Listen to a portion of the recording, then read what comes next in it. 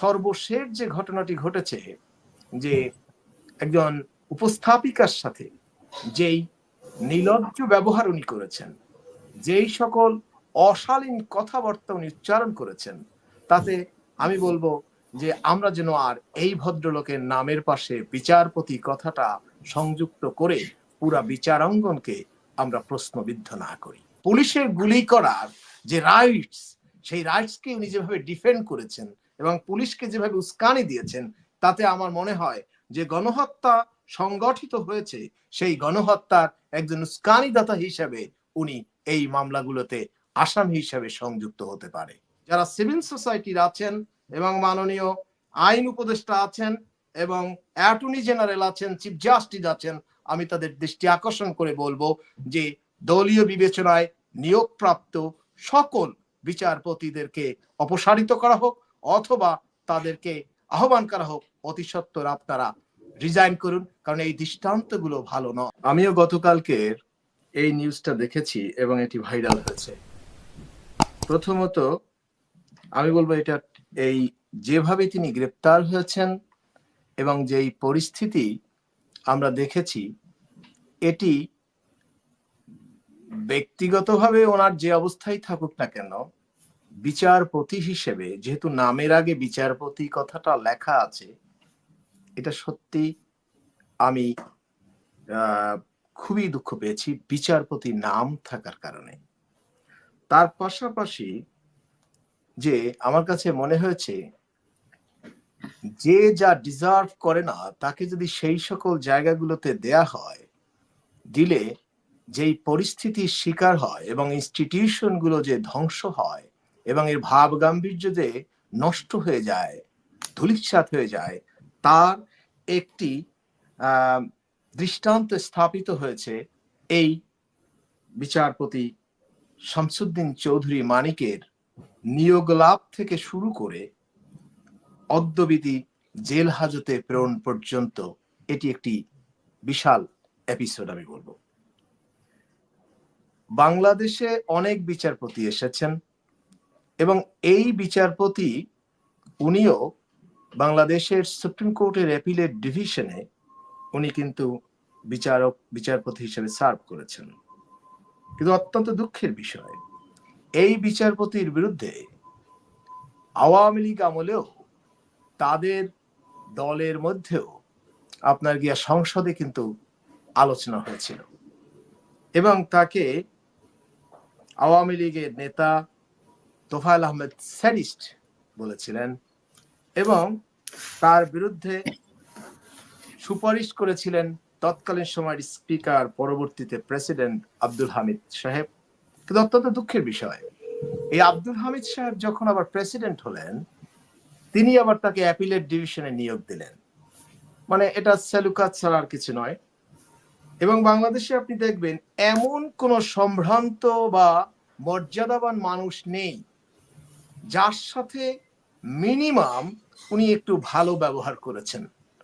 মানুষদেরকে মানে কোর্টে সুমোটো জারি করে ডেকে নিয়ে এসে বয়স্ক এবং ব্যক্তিত্ব সম্পন্ন মানুষদেরকে ঘন্টার পর ঘন্টা ওনার কোর্টের বারান্দায় দাঁড় করিয়ে রেখেছেন এবং ওনার তির্যক যে মন্তব্য, যেটা বেঞ্চে থেকে কোনো মানুষের বা কোনো বিচারপতি প্রকাশ করার সুযোগ নেই, কারণ তাতে তার যে ডিগনিটি, সেই ডিগনিটি থাকে না, উনি সেগুলো করেছেন, অপমানিত করেছেন, রাজনৈতিক বক্তব্য দিয়েছেন।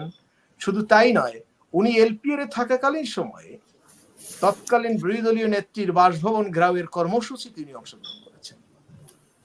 এর পরে যদি আপনি দেখেন, সর্বশেষ যে ঘটনাটি ঘটেছে, যে একজন উপস্থাপিকার সাথে যেই নির্লজ্জ ব্যবহার উনি করেছেন, যেই সকল অশালীন কথাবার্তা উনি উচ্চারণ করেছেন, তাতে আমি বলবো যে আমরা যেন আর এই ভদ্রলোকের নামের পাশে বিচারপতি কথাটা সংযুক্ত করে পুরা বিচারাঙ্গনকে আমরা প্রশ্নবিদ্ধ না করি।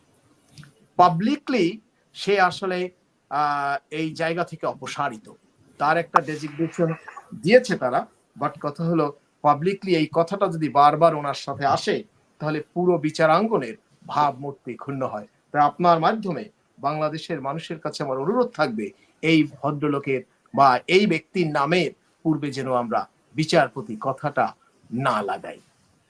এরপরে যে ঘটনাগুলো ঘটেছে, এই ঘটনা দেখেন। এবং আপনি মনে হয় এটা কি দেখেছেন যে একজন সাংবাদিক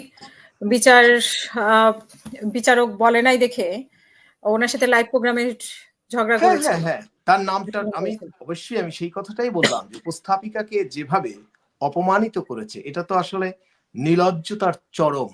এবং সারা বাংলাদেশে যখন যে ছাত্রদের পক্ষে অবস্থান নিয়েছিল, তখন উনি ওনার আমার মনে হয় ওনার উনি কেন মানসিকভাবে অসুস্থ কিনা, আমার এটা যথেষ্ট সন্দেহ সৃষ্টি হয়েছে। কারণ উনি যেভাবে সরকারকে ডিফেন্ড করে এই ছেলেদেরকে, ছাত্রদের বিরুদ্ধে উনি অবস্থান নিয়েছিলেন, এটা কোনো সুস্থ মানুষ এটা করতে পারে না। পুলিশের গুলি করার যে রাইটস, সেই রাইটসকে উনি যেভাবে ডিফেন্ড করেছেন এবং পুলিশকে যেভাবে উস্কানি দিয়েছেন, তাতে আমার মনে হয় যে গণহত্যা সংগঠিত হয়েছে, সেই গণহত্যার একজন উস্কানিদাতা হিসাবে উনি এই মামলাগুলোতে আসামি হিসাবে সংযুক্ত হতে পারে।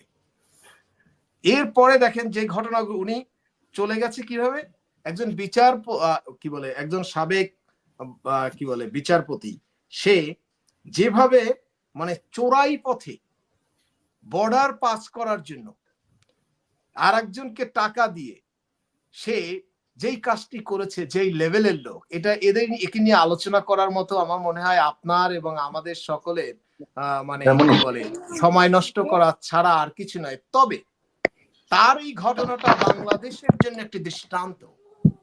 তার এই ঘটনা অন্যান্য যে সকল দলীয় বিচারপতিরা দলীয় রেফারেন্সে নিয়োগ লাভ করেছেন, এ পর্যায়ে 57 জন বিচারপতির কথা আছে, আমি তাদেরকে বলবো আপনার মাধ্যমে যে আপনারা অতি সত্বর রিজাইন করে নিজেদের আত্মমর্যাদাকে রক্ষা করেন, সুপ্রিম কোর্টের ভাবমূর্তি রক্ষা করেন। না হলে আল্লাহ না করুক আরো যদি কোনো দুর্ঘটনা এভাবে জনরোষের মধ্যে পড়ে, তাহলে সেটা খুব ভালো হবে না। এদের উচিত এই যে 57 জন বিচারকরা আছে, অতি সত্বর তাদের রিজাইন করা উচিত এবং তাদের বাংলাদেশের বিচার ব্যবস্থাকে মুক্তি দেওয়া উচিত। এবং সে বিষয়ে যারা সিভিল সোসাইটির আছেন এবং মাননীয় আইন উপদেষ্টা আছেন এবং অ্যাটর্নি জেনারেল আছেন, চিফ জাস্টিস আছেন, আমি তাদের দৃষ্টি আকর্ষণ করে বলবো যে দলীয় বিবেচনায় নিয়োগপ্রাপ্ত সকল বিচারপতিদেরকে অপসারিত করা হোক অথবা তাদেরকে আহ্বান করা হোক অতি সত্বর আপনারা রিজাইন করুন, কারণ এই দৃষ্টান্তগুলো ভালো নয়। এখন আমাদেরকে বাংলাদেশকে বিল্ড করতে হবে। অনেক কিছু হয়েছে, পিছনে ফিরে তাকানোর সুযোগটা আসলে আমাদের কম, কারণ চতুর্দিক থেকে এই যে বন্যা, বিভিন্ন প্রেক্ষাপট, বিভিন্ন পরিস্থিতি জন্ম নিচ্ছে।